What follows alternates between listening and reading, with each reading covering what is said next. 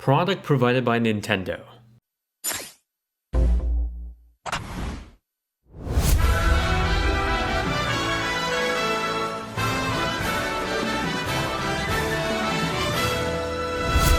It's hard to put into words how I feel about Super Smash Bros. Ultimate.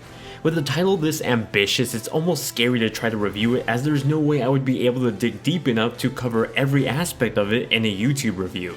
With that said, one thing is certain, I absolutely love this game.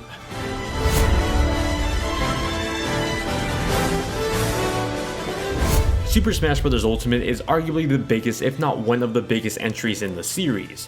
While some will argue that this is a remix, an enhanced port, or one of the interchangeable terms, after playing it myself at home, I can tell you this is very much a brand new Smash Bros. The biggest head turner is the fact that everyone is here, well, everyone that's been in Smash Bros. Before, including a few new faces.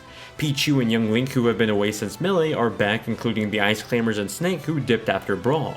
A variety of new faces join the roster as well. The Inklings make a splash, adding interesting new meta to the battle mechanics. Their ink, for example, is a new factor players must account for when being susceptible to being launched off the stage. Ridley is one of the biggest new fighters, both in the figurative and in the literal sense.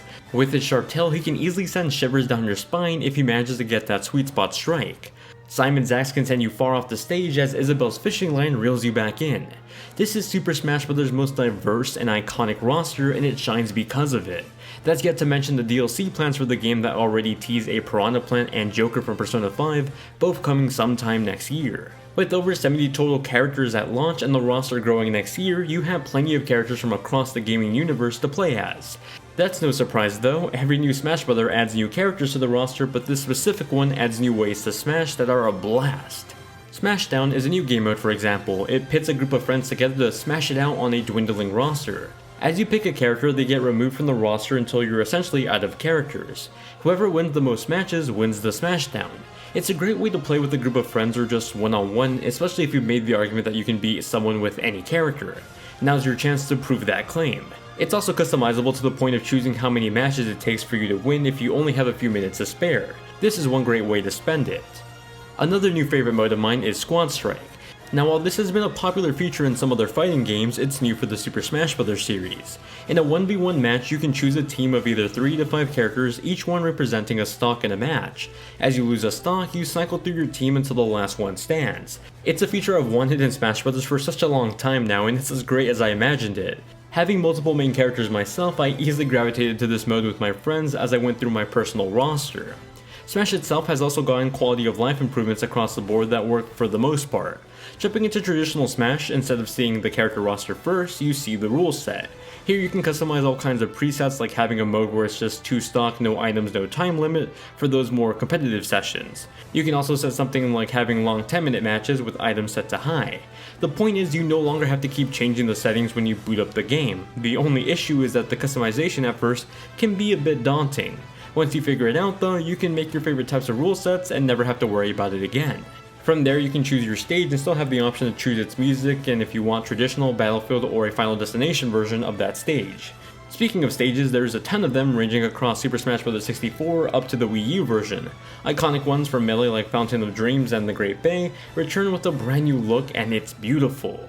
However, I would have liked to see a few more stages, especially with the really bad ones like Pac-Land making a return. With that said, it's hard to complain about the number of stages with so many of them here. Anyway, the reorganization of the match setup helps keep things flowing quickly. As soon as one match ended, I was in another. Now as for the gameplay, things feel faster, not on the level of Melee yet, but definitely faster than the Wii U and 3DS entries. I liked it almost feels like punches have a bigger impact as enemies leave a smoke trail with every strong smash. If you're in a 1v1 match, a critical hit will cause this awesome zoom-in effect that just never gets old. It's the Smash Bros. Equivalent to calling back the Leviathan in God of War. On top of the traditional Smash modes, you get the return of single-player content too. The iconic Classic mode, for example, returns offering the traditional arcade setup. While it's shorter than it has been in previous entries, it offers a new side-scrolling mode that has you collecting these orbs while you run away from a black hole. It's a refreshing take from the Break the Targets mode. Classic mode was Super Smash Bros.'s original single-player mode, but what really takes the spotlight here in Ultimate are spirits. You can think of spirits as the replacement to trophies from other games. Honestly, when I first heard trophies were gone in Ultimate, I was a bit disappointed, but boy was I wrong to doubt spirits. They're like stickers with buffs and different attributes. They play a heavy emphasis in Ultimate's new adventure mode called the World of Light. It's not on par narrative-wise with Subspace Emissary, but it's a major upgrade from something like the adventure mode in Melee. A devastating force steals a life from the character roster, leaving them as puppets that can then be copied and used in an army. Kirby, being the only one that survives the attack, takes it upon themselves to go through a giant world map trying to save their friends. It's a surprisingly entertaining and quite challenging adventure mode. As you make your way through the World of Light, you find the copies of your friends being possessed by spirits. For example, King K. Rool could have the spirit of a Snorlax, making them have the qualities of one. In this case, he's big, dark, and doesn't move a lot, like a Snorlax. It's quite amusing to see how the spirits of characters not in the game affect those that are in the game. It's like the event mode in Melee but turned into a campaign mode, and it's a lot of fun. Those spirits that you unlock can then be applied to characters you rescue to help you on your journey.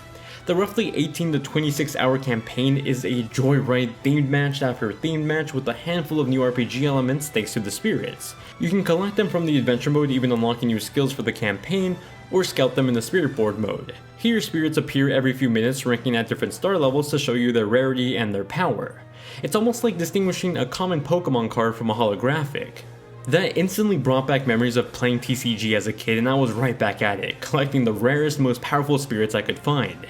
I mentioned they introduce RPG elements, and they do, way beyond just affecting your playable characters. Individual spirits can be leveled up using spirit snacks, some can even be enhanced or go beyond level 99, making them worth investing in. It's a whole game within a game.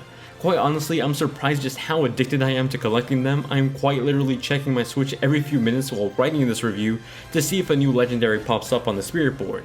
The last thing I want to talk about in terms of gameplay is the elephant in the room, the online mode. Historically, Smash Bros. Hasn't had the best online experience around, and while Ultimate is the best so far, it can do better. Sadly, dedicated servers aren't in Smash Bros. Ultimate, so you do get moments where in 4-player Smash, lag can happen pretty often if someone has a bad connection. If you're doing 1v1, it's a much better experience, but still running on a peer-to-peer connection is disappointing. When the connection is solid between players, it's a fantastic experience. The quick play mode lets you jump into an online match right away with the set of preferred rules. I personally spent more time in the battle arena though, that can be set for friends or randoms online. Here you can set up lobbies with your own rule set and have others join your room. You can even search for players in your rank level to have a more balanced match. As an online experience, it's great when it works, but it does have those moments where it can hiccup because of its peer-to-peer connection setup.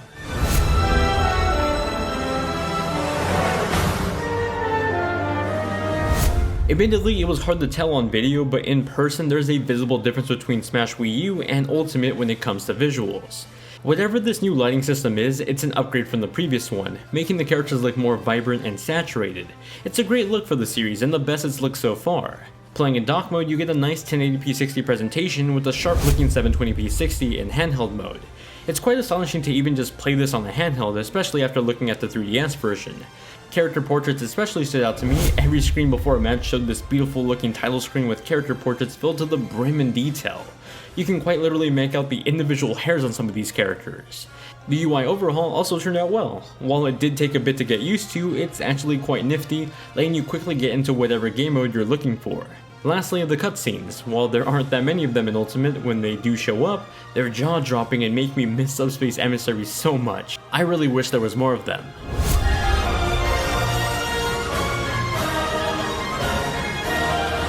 As I stated at the start of this review, it's so hard to put into words the feelings you get when playing Smash, and that's most apparent when it comes to music. Why is that? Because it's quite literally made up of the best songs from some of the most iconic video game series in history. Super Mario, Sonic, Metal Gear, Final Fantasy, Castlevania, the list goes on and on. You could spend hours talking about the soundtrack alone. I'll just say it's amazing and beautiful, like the greatest hits of video game history. One thing I do want to mention with the Switch entry is the use of HD Rumble on the system. It's used quite frequently in matches and I really like it. Your footsteps, smashes, and tilts all have some sort of vibrated feedback to it and it's great. It kinda took me by surprise when I first played Smash in handheld mode. Really, the only time I think it felt odd was in the victory screens. Throughout a match, it feels perfectly tuned to every action, but when you get to the match results, it sort of just goes crazy.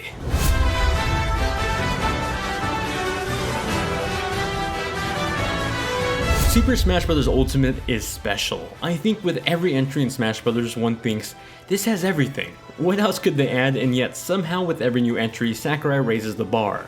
Ultimate continues that trend, offering the best experience in the series so far with addicting new Smash modes, great new characters, and a surprisingly fun replacement for trophies and adventure. It may not be Subspace Emissary 2, but it's something unique in its own that I argue is more fun despite lacking that narrative. I wish the online wasn't peer-to-peer, but with that being my only real complaint that only appears when someone else has a bad connection, it's an issue that can be overlooked with the rest of this being a masterpiece. Super Smash Bros. Ultimate is simply a must-have for any Switch owner and a reason to become one if you haven't already. I give Super Smash Bros. Ultimate a 10 out of 10. Thank you so much for watching my review. If you liked it, then consider sharing it around and subscribing. I upload new reviews on the latest video games every single week. You can also find my gaming usernames and social network links in the description down below. Hope you all have a great day, and if you want to play Smash with me, my friend code is in the description. Keep on gaming.